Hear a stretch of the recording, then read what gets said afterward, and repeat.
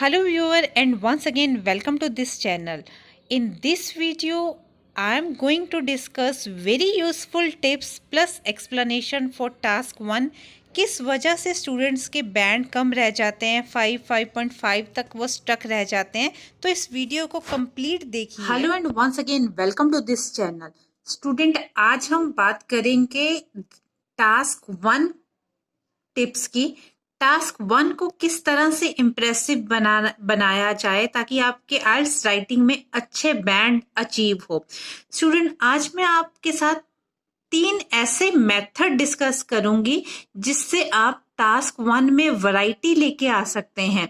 ज्यादातर स्टूडेंट्स की क्या प्रॉब्लम रहती है कि वो सेम तरह के सेंटेंसेस लिखते हैं टास्क 1 में।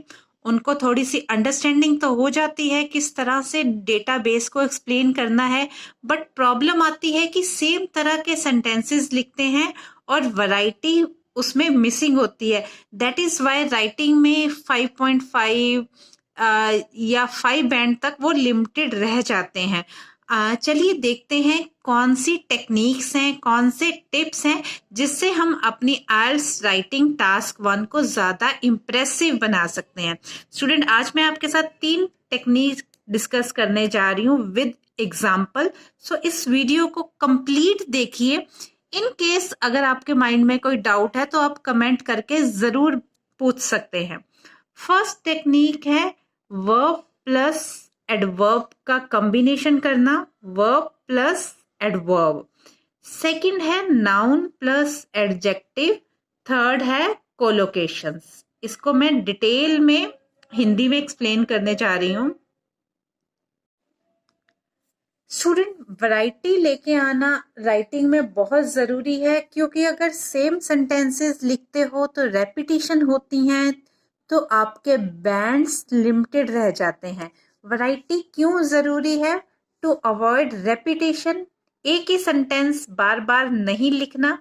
सेंटेंस स्ट्रक्चर यानी कि GRA, जब आपकी राइटिंग चेक होती है तो ग्रामेटिक रेंज एक्यूरेसी, आपकी ग्रामर कितनी सही है, किस हद तक आपने ग्रामेटिकली रेंज एक्यूरेसी को फॉलो किया है, उस बेसिस पे आपके बैंड डिसाइड होते हैं। चलिए फर्स्ट आपके साथ मैं टेक्निक शेयर करने जा रही हूँ, वर्ब प्लस एडवर्ब। ठीक है, वर्ब आपको पता है किसी काम का होना। ठीक है, सेंटेंस मैं आपके साथ एक सैंपल डिस्कस करने जा रही हूँ। The population inclined dramatically after 2010। जो पॉपुलेशन है वो इंक्लाइन हो गई। इंक्लाइन क्या होती है? इंक्रीज हो गई। इंक्लाइन क्या है? वर्ब, बढ़ना, कम होना। ठीक है, किसी भी चीज का होना को क्या कहते हैं? वर्ब। और जो वर्ब की फीचर बताते हैं उसको क्या बोलते हैं? एडवर्ब। जो पॉपुलेशन है इंक्लाइन हो गई यानी कि इंक्रीज हो गई। कैसी इंक्रीज हो गई? बहुत तेजी से इंक्रीज हो गई, तेजी से इंक्रीज हो गई, तो ये क्या है? एडवर्ब। तो आप ऐसे सेंटेंसेस लिखोगे जहां पे कॉम्बिनेशन होगा वर्ब प्लस एडवर्ब का। सैंपल आंसर आपको दिखा रही हूँ जिससे आपको क्लैरिटी हो जाएगी। The population inclined dramatically after 2010। यहाँ पे आप प्लेस भी लिख सकते हो। ठीक है, इंक्लाइंड क्या होता है? Verb, dramatically adverb. ठीक है, नेक्स्ट सैंपल देखते हैं। The figure rose quite steeply during this period. कोई भी जो भी टाइम पीरियड गिवन है आप लिख सकते हो। द फिगर रोज, रोज क्या होता है? बढ़ना, इंक्रीज होना। क्वाइट स्टीपली, स्टीपली भी होता है तेजी से। ठीक है, ड्यूरिंग दिस पीरियड ऐसे लिख सकते हो।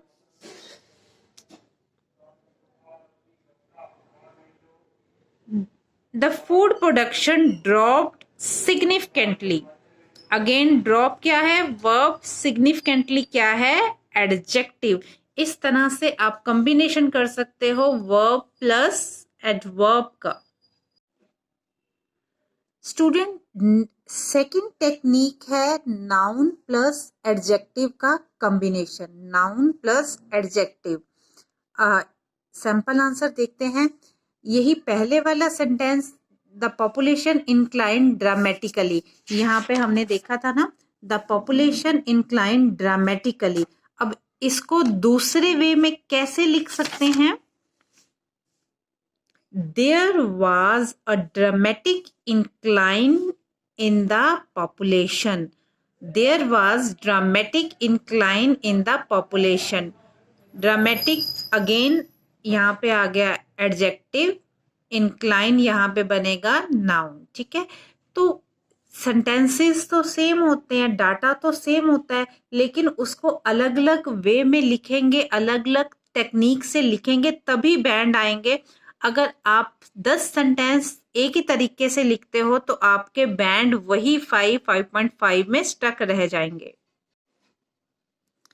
नेक्स्ट सैंपल देखते हैं। The food production dropped significantly. यही वही वाला एग्जांपल, प्रीवियस वाला मैं एग्जांपल लेके चल रही हूँ। अब उसको किस वे में लिखेंगे? The food production experienced a sudden decline. ठीक है, the food production experienced a sudden decline. यहाँ पे सडन डिक्लाइन आ गया एडजेक्टिव प्लस नाउन। ठीक है, इस वे में आप एक ही तरह के सेंटेंसेस को अलग अलग वे में लिख सकते हो। स्टूडेंट, नेक्स्ट टेक्निक है कोलोकेशन। कोलोकेशन क्या होता है? जब हम ग्रुप ऑफ वर्ड एक साथ यूज करते हैं तो उसको बोलते हैं कोलोकेशन। जैसे 90% of people used mobile phone in India in 2015, कि 98% लोगों ने मोबाइल फोन यूज किया 2015 में। इसको और किस तरीके से लिख सकते हैं? 98% यानी कि majority of citizen used mobile phone in India in the year 2015। ठीक है, या मेजोरिटी ऑफ सिटीजन, ये ग्रुप ऑफ वर्ड्स हैं। ठीक है, ग्रुप ऑफ टर्म्स हैं, इसको बोलते हैं कोलोकेशन। ठीक है स्टूडेंट, ये कुछ मैं कॉमन टर्म आपके साथ टास्क 1 की शेयर करने जा रही हूँ। ये देखिए, यहाँ पे एक्स एक्सिस पे ईयर गिवन है, वाई एक्सिस पे प्रोडक्शन गिवन है। ठीक है, ये तेजी से इंक्रीज हो रही है। अब हमने अपवर्ड ट्रेंड दिखाना है, ये ऊपर की तरफ जा रही है। ठीक है, तो इसको इस तरह से लिख सकते हैं, the production showed an upward trend through out the period. जो प्रोडक्शन है वो अपवर्ड ट्रेंड शो कर रही है through out the period. Student, एक ही वर्ड को आप प्लीज बार बार मत रिपीट करिए। जैसे स्टूडेंट इंक्रीज वर्ड बहुत ज्यादा यूज करते हैं, तो एक ही वर्ड बार बार यूज मत कीजिए। ठीक है, अब इसी ग्राफ को जो हाईएस्ट पॉइंट को किस तरह से डिफाइन करना है, to hit the highest point और द लोएस्ट पॉइंट। यही अगर नीचे की तरफ जाएगा तो लोएस्ट पॉइंट हो जाएगा। ऐसे हम शो कर सकते हैं, the production reached at its peak in the year 1990।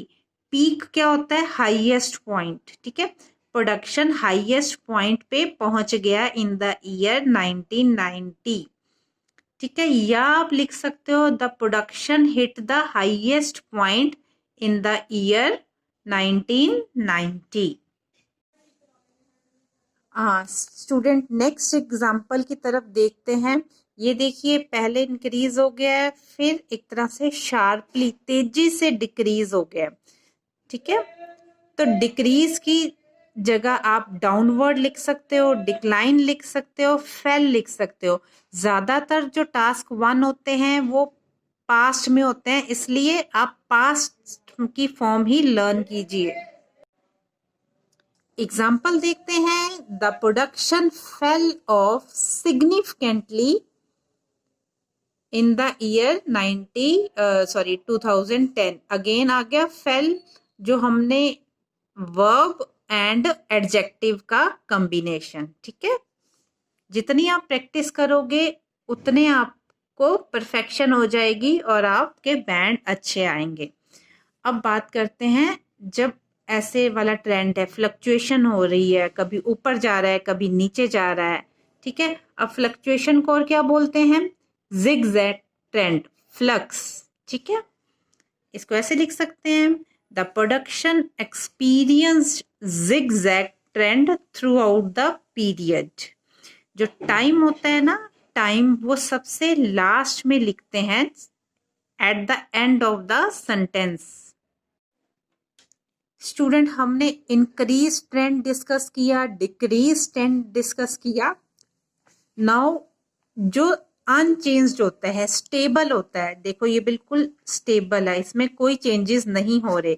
Stable को और क्या बोलते हैं? Unchanged, remained similar to level of, stagnant. ठीक है, अब देखते हैं, the production remained stagnant from this to this period.